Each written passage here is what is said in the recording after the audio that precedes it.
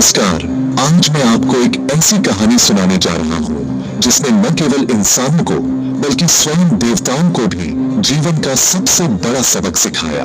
आज हम जानेंगे समुद्र मंथन की कहानी, एक ऐसी कथा जिसमें देवताओं का अभिमान चूर हुआ और उन्हें विनम्रता का अमूल्य पाठ मिला। यह वही क्षण था जब स्वर्ग के निवासी अपनी शक्ति और अमृता पर गर्व करने लगे थे।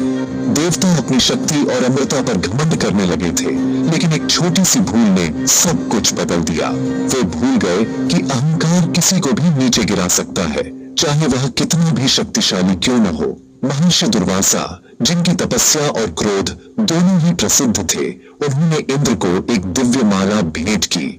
यह माला केवल एक फूलों की माला नहीं थी, बल्कि उसमें आशीर्वाद और शक्ति छुपी थी। लेकिन इंद्र ने उस माला का सम्मान नहीं किया और उसे अपने ऐरावत हाथी के गले में डाल दिया। यह इंद्र की घमंड भरी भूल थी जिसने सब कुछ बदल दिया। क्रोधित होकर दुर्वासा ने देवताओं को श्राप दिया।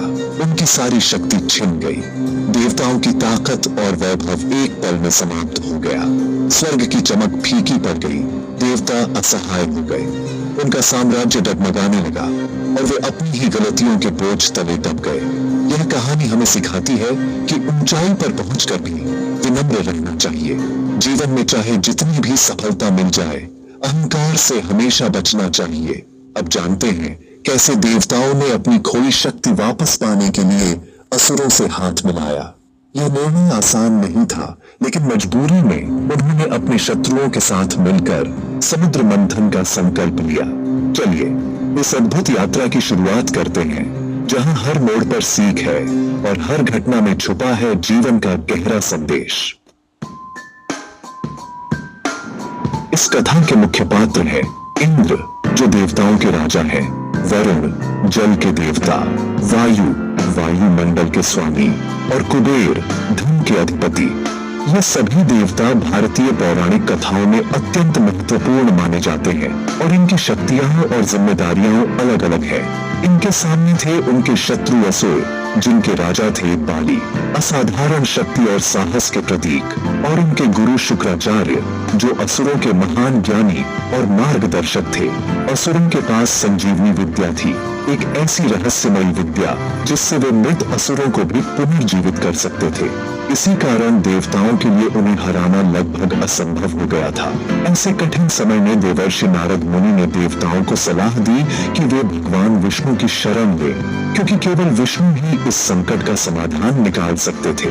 मंथन के लिए मंदार पर्वत को मथनी और वासुकी नाग को रस्सी बनाया गया। यह कार्य इतना विशाल और कठिन था कि देवता और असुर दोनों को मिलकर प्रयास करना पड़ा।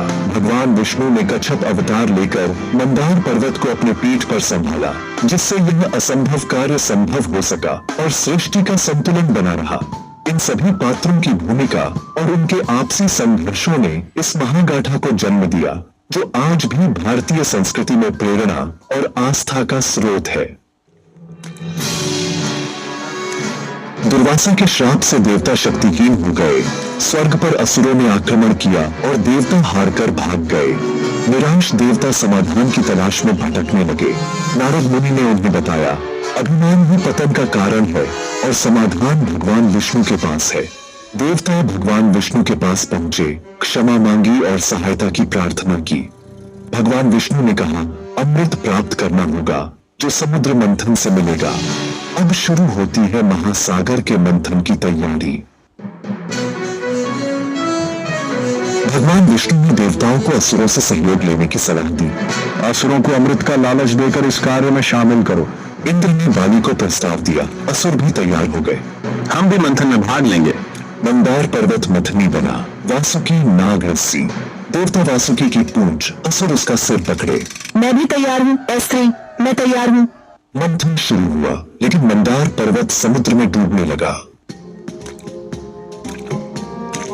जब मंदार पर्वत समुद्र में डूबने लगा, तब देवताओं और असुरों की आशा टूटने लगी। तभी भगवान विष्णु ने कच्छप अवतार लिया, एक विशाल कछुए का रूप धारण किया। उन्होंने अपने मजबूत पीठ पर मंदार पर्वत को सहारा दिया, जिससे मंथन का कार्य फिर से शुरू हो सका। चिंता मत करो, मैं सहारा दूंगा। जब सब मिलकर प्रयास करते हैं तो कोई भी कार्य असंभव नहीं रहता। अब मंथन और भी तेज हुआ। समुद्र से 14 अनमोल रत्न निकले।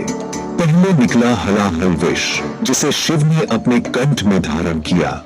फिर कामधेनु, ऐरावत, कौस्तुभ मणि, देवी लक्ष्मी और कई अन्य दिव्य रत्न। देखो कितने अद्भुत रत्न निकल रहे हैं।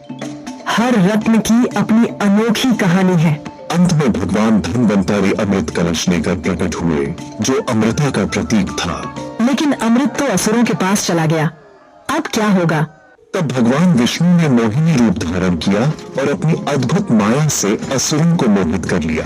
उन्होंने चतुराई से अमृत देवताओं को पिला दिया, जिससे वे अमर हो गए। यही है समुद्र मंथन की कथा। यह हमें सिखाती है कि सहयोग, धैर्य और आस्था से असंभव भी संभव हो जाता है। अगर आपको पसंद आए तो वीडियो को लाइक, कमेंट, शेयर और मेरे चैनल को सब्सक्राइब